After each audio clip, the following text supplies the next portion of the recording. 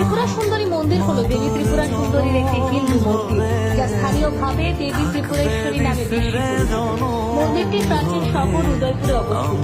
আগরতলা ত্রিপুরা থেকে প্রায় 55 কিমি দূরে এবং আগরতলা থেকে ট্রেন ও সড়ক পথে পৌঁছানো যায়।